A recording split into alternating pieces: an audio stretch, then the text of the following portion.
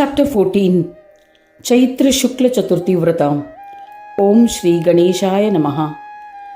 Dasharatha said to sage Vasishta, I have listened to the most beneficial and important part of the glory of Falgun Shukla Chaturthi Vrata, yet I am not satisfied. O Guru, therefore, please tell me about Chaitra Shukla Chaturthi Vrata, which purifies all humans. Sage Vasishta then narrated the story of the famous town of Bengal. It was ruled by the celebrated king Chandrapriya. He ruled with excellent governance. He had defeated his enemies with the prowess of his weapons and astras and ruled the earth up to the oceans. He established his dominion over the neighboring kings. They obeyed his command. His subjects followed their prescribed dharma. The king himself was God-fearing and spiritual and ruled the kingdom with righteousness. He protected the ones who followed their duties as per caste and stage of life. He would punish the ones who did not. Subjects were engaged in their respective duties. There was no fear of thieves. Yet the people of his kingdom were afflicted with diseases. They suffered from childlessness. So they all went to their king. The citizens asked the king, O king, obeying your orders, we are following the path of religion and righteousness. You and all the ministers also govern lawfully. Yet we are especially affected with diseases, barrenness, and other defects. There is scarcity of food and poverty in our kingdom. Our land has become arid. Even the trees do not bear fruits. Cows do not yield milk. O wise one, when a king is virtuous and pious, the subjects are happy. But the situation in our kingdom is unfavorable and contradictory.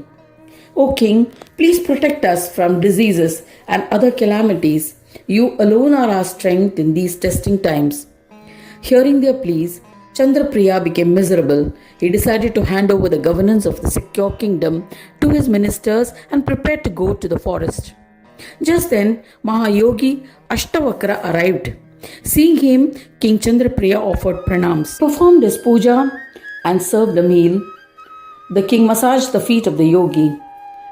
The unhappy king said to Ashtavakra, Blessed are my parents' birth, penance, prosperity, donations and knowledge by the darshan of your holy feet. Saying this, the king explained the situation. After listening to the details, Ashtavakra said to the king, O king, in your kingdom a very grave sin is being committed. That's the reason for the sorrow of your subjects. O lowly king, the Chaturthi Vrata that bestows all the 4 types of prosperities, dharma, wealth, desires, fulfillment, and liberation had disappeared from your kingdom. That is why your subjects have not been blessed by any form of prosperity. In the end, you and all your subjects will be deserving of hell. King Chandrapriya was shattered when he heard this. He pleaded to Ashtavakra to help him with a remedy. He said, O Swami, O merciful Lord, O Brahmin, please tell me that great Vrata. It is the beloved of which God? Do explain everything. Ashtavakra then explained in detail about the Shukla and Krishna Chaturthi Vrata. He said, this Vrata is observed to please Lord Ganesha.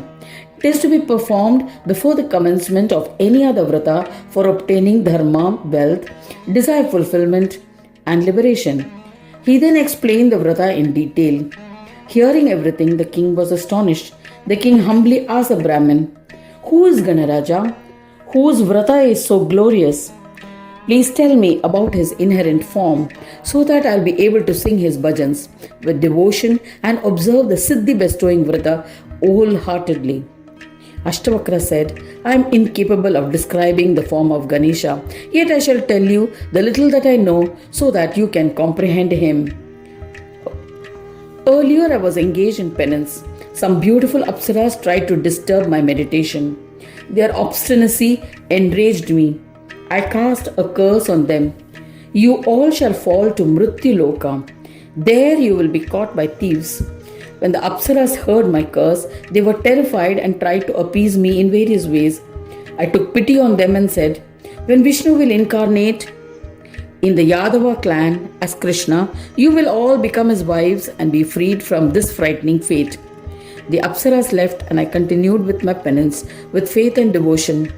Due to the power of my penance, I was blessed with an inward knowledge. I practiced yoga to attain equanimity and restraint of the senses. I tried various techniques to achieve a state of samadhi. Eventually, I stabilized my mind in Sama Brahma. However, in that state, I experienced infatuation, so I was perplexed. I was eager to attain peace and strived to achieve it.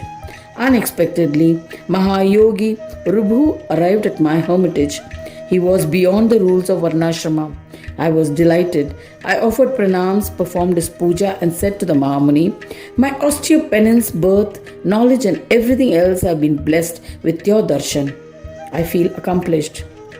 Hearing this, the Muni said, "O wise one, what is it that you desire? Please tell me. I shall fulfill it." With palms joined in reverence, I said politely, "O eminent Yogendra, please enlighten me about the path of attaining yogic peace."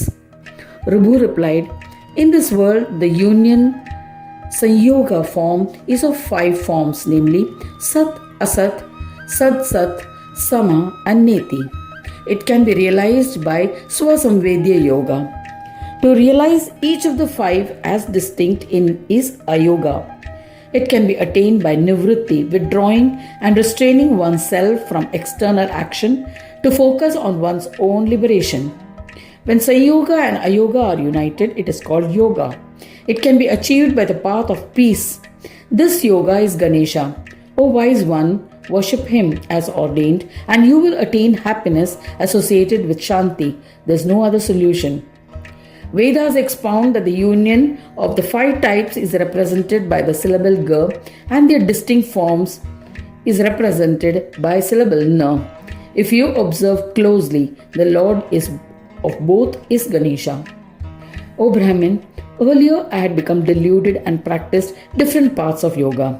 By doing so, I had achieved the Sahaja state. Even in that state, the feeling of I-ness persisted. I was astonished. I surrendered to Shankara to find the right path of yoga. Shankara initiated me into the Ekakshara mantra of Ganesha and advised me to engage in the worship of Ganesha. As a result, I attained peace. Having explained thus, Rubhu Muni initiated me into the Ekakshara mantra of Ganesha. By meditating on it, I attained peace. Thereafter, Maharshi Ashtavakra initiated the king into the Dwadasha mantra of Ganesha by following appropriate rituals. After initiating me into the mantra as ordained, he disappeared.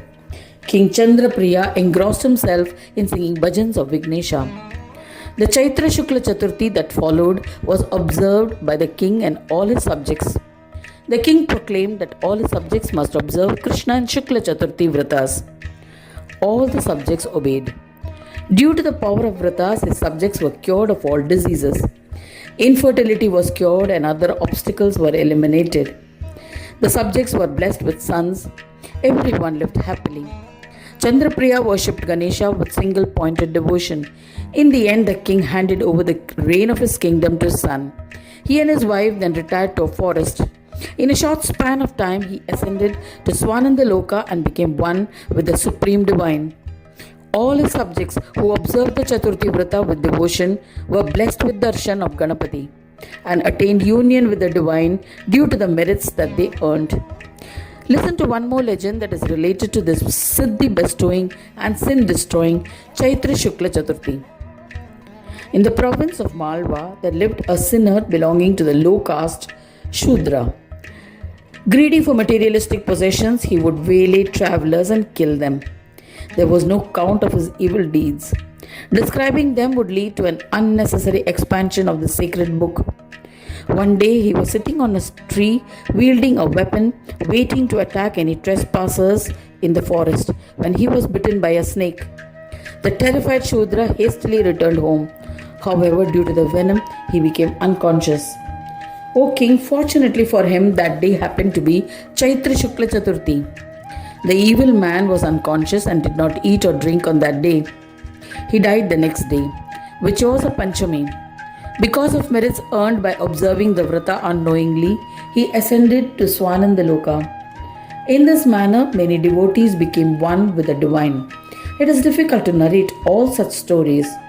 The glory of Chaitra Shukla Chaturthi Vrata is so great that anyone who reads or listens to it will be blessed with the fulfillment of all their desires. Thus ends the 14th chapter titled Chaitra Shukla Chaturthi Vrata in the 4th Khanda of the Purana Upanishad Srimad Mudgal Puran, describing the legends of Gajanana, dedicated to Sri Gajanana. End of chapter 14.